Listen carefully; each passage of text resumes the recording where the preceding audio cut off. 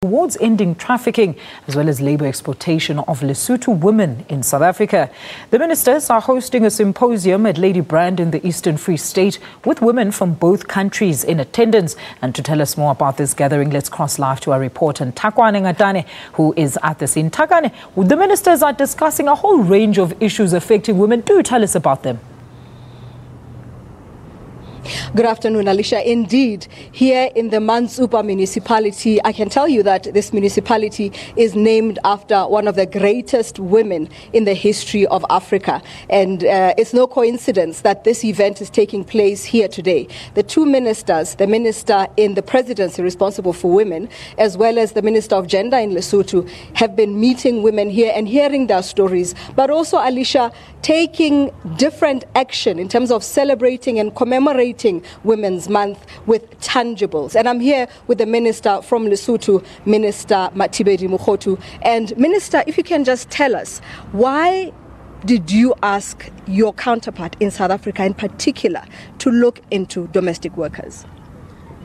It's because we in South Africa, that is the Lesotho and South Africa, are closely related in terms of exchange of laborers. Most of our people do work in South Africa as domestic workers, and there are mostly women, these people who are employed by South Africans here. Most of them, a number of times, they have been taken home, deported because they don't have valid documents that permit them to stay in South Africa. So we think this is the time that we address the grievances, such as giving them proper documentation, such as negotiating with South Africa that these people be given contracts so that they stay legal in this country, and they are also permitted enough time to stay in South Africa and work for South Africans. Now, Minister, are you happy with the response that you've received from your counterpart? We are indeed happy. We are happy as the country. I am happy representing the country here with what I see, because South Africans are willing to join hands with Lesotho to try to see as to how the problems of domestic workers can be solved, such as giving them passports, registering them, helping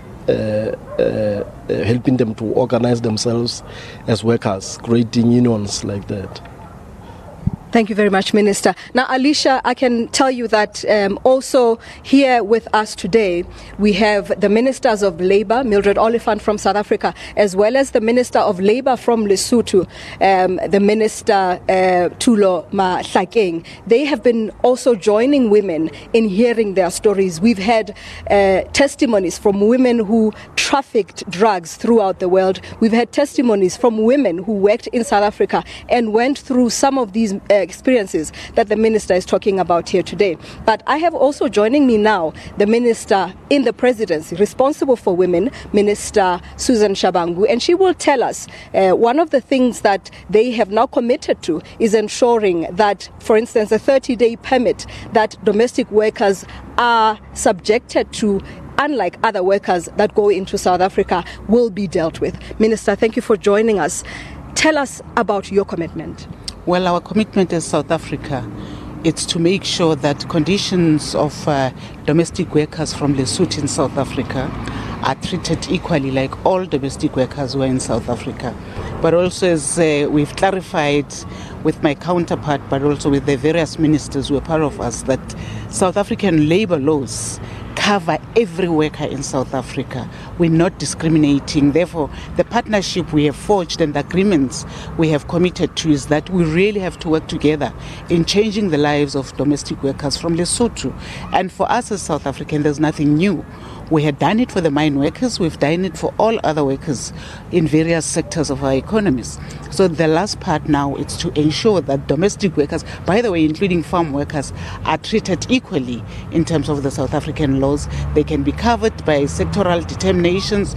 The Minister of Labour even indicated that they are covered by the UIF. So these are the conditions which we believe are critical for us, especially Lesotho, which is so interdependent on South Africa. We are also interdependent on them. So the relationship we have and the cooperation, I am positive that this is the beginning of a positive approach in ensuring that we deal with human trafficking, with enslavement of women who come to South Africa and are used for cheap labor. So we are saying this must come to an end. And part of what we're doing, we've said that we're going to have ongoing awareness campaigns, because good laws don't talk. They need a voice behind them. They need a lot of work in making sure that they understand and also instill confidence in those people to say, the women who come to South Africa and they're not being treated properly, they'll have the recourse in terms of our laws. Now, one may look at South Africa and say, as a country, it already has its own challenges in terms of unemployment. Will this not create the animosity that we've seen in the past, where South Africans perceive foreigners as being given special treatment, if you like, with issues like xenophobia, for instance? How do you deal with that? Well, I must say that there's nothing new. South Africa has been a country which is a recipient of workers from all over Africa. So what we've seen as xenophobia, it's an unfortunate situation, but also with the challenges which we see and have faced, it's quite clear it's a minority and very few. It's fragmented areas, but as we all know, whether we like it or not, it's a fact, it's a reality. Most of our domestic workers in South Africa, we receive them from Lesotho, so we can't ignore that. And what is critical and very important for us is to ensure that they are treated fairly. If we had done it for the mining industry, if we have done it in other sectors, why can't we do it for the Lesotho women? But also, it's quite clear, patriarchy continues and it's perpetual in always undermining women. So for me, what is important is that the commitment we've made is to ensure that patriarchy and equality becomes a reality for Africa. Thank you very much, Minister. Alicia, Minister in the Presidency responsible for women, Susan Shabangu, stating for us what they've been discussing here in the Mantsopa municipality this afternoon, beginning this morning really. More than 500 women gathered here from Lesotho and South Africa discussing various issues. And one of the things that Minister Oliphant said was that Lesotho workers have worked for many, many years in this country, and some of them have gone and had to forfeit their benefits that they were entitled to in South Africa, but that some of what they're discussing here today is to ensure that that doesn't happen anymore. So it's back to you from Mantsopa Municipality here in Ladybrand. Thanks for that. That's Nthakoane Ngate, SABC News reporter on women from South Africa and Lesotho meeting to discuss the challenges faced by women going across border to seek employment.